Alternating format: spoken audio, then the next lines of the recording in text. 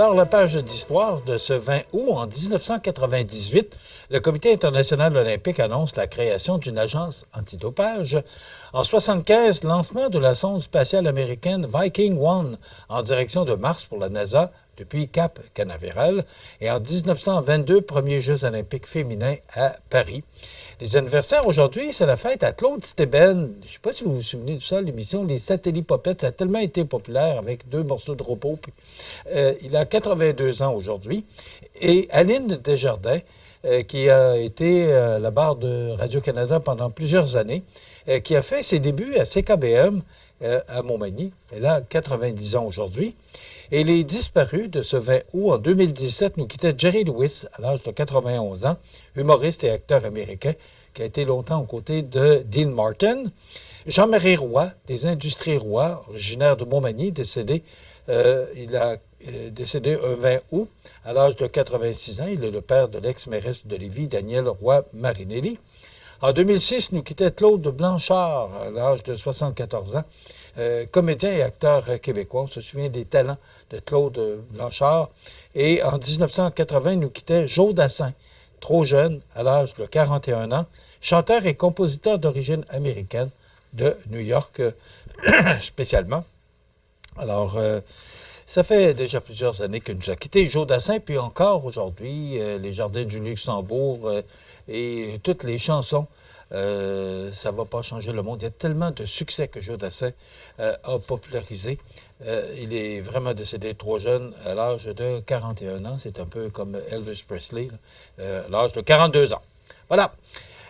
Maintenant, dans l'actualité, 71 000 $ sont remis en région pour les travailleurs de rang, la santé et les familles. C'est une belle levée de fonds d'Aventis Coopérative. Ça fait 3 ans que Aventis Coopérative procède à cette levée de fonds.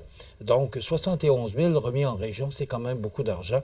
Alors, c'est un beau geste de la part de Aventis Coopérative et je crois en comprendre le communiqué de presse qu'ils n'ont pas l'intention de s'arrêter là. Ils ont bien l'intention de poursuivre ces levées de fonds. Les travaux de destruction du barrage de la rivière Trois-Saumons maintenant complétés. On le sait qu'au début de juillet, on avait annoncé qu'on devait procéder à la destruction de ce barrage. Donc, les travaux sont complétés et les coûts qui varient là, entre 125 et 150 000 $, eh bien, c'est grâce à différentes subventions et différentes trouvailles de la part des élus de Saint-Jean-Port-Joli et de la MRC de Lillet qu'on a pu procéder à la destruction de ce barrage de la rivière Trois-Saumons. Plus de 7000 élèves bientôt de retour en classe dans Kamouraska-Rivière-du-Loup. C'est ce que nous apprend le centre de service scolaire de Kamouraska-Rivière-du-Loup, qui nous annonce également, parce que encore, excusez-moi, des problèmes. Je ne sais pas si c'est la température extérieure, là, mais ça me donne des problèmes de toux ce matin, je m'en excuse. Je disais donc que le centre de service scolaire qui annonce que la plupart de ces postes sont complets, du moins au primaire et au secondaire, il resterait une dizaine de postes à combler.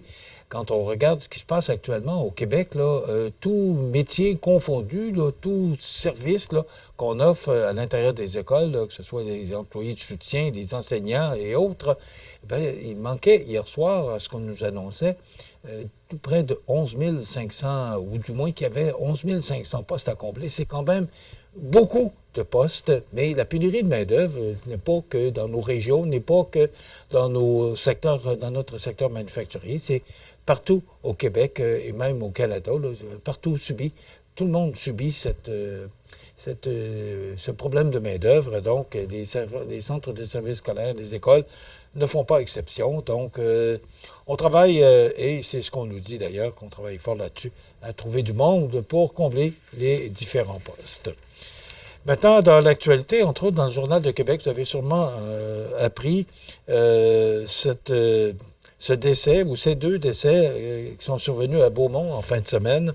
Alors, c'est sous la plume de Jérémy Bernier du Journal de Québec ce matin qui nous apprend que les circonstances entourant le décès d'un homme de 48 ans et sa fille de 15 ans à Beaumont demeurent nébuleuses 4 jours après la découverte de leur corps inanimé dans la résidence familiale.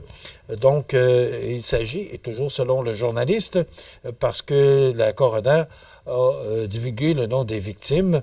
Donc, il s'agit de M. Sébastien Courcy, 48 ans, et de sa fille Anaëlle Courcy, âgée de 15 ans. Ils sont de Beaumont. La coroner au dossier, maître Sophie Régnière, doit cependant encore établir la cause du décès de l'homme et de sa fille dans cette affaire. Donc, une histoire bien triste pour les gens de Beaumont qui ont été secoués par ce tragique événement.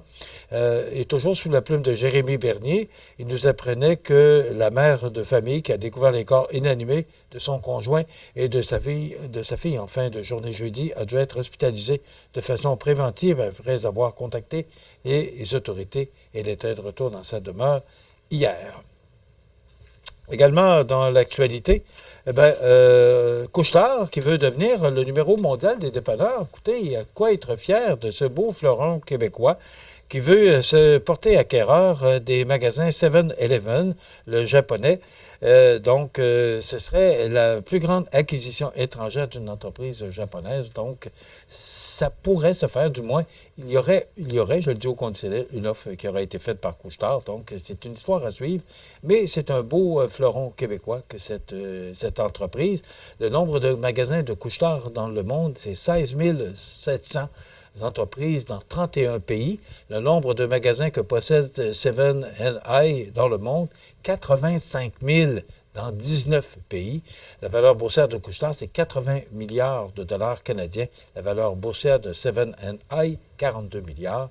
Alors, c'est quand même un beau joyau que pourrait se porter acquéreur.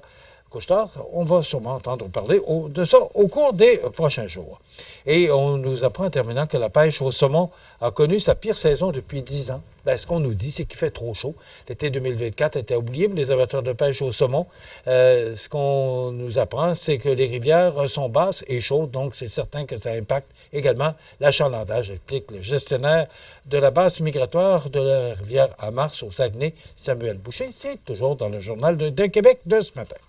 Mais voilà, ça complète en gros l'actualité. Demain, on va recevoir, entre autres, David Letke, qui est directeur adjoint du Parc du Massif du Sud. Donc, en fin de semaine, ce sera la 8e édition du Trail du Massif du Sud qui aura lieu au Parc du Massif du Sud. Plus de 700 coureurs et coureuses qui sont attendus pour l'occasion. Dans quelques instants, les avis de décès. Je vous souhaite de passer une excellente journée. On se retrouve demain. Bonne journée.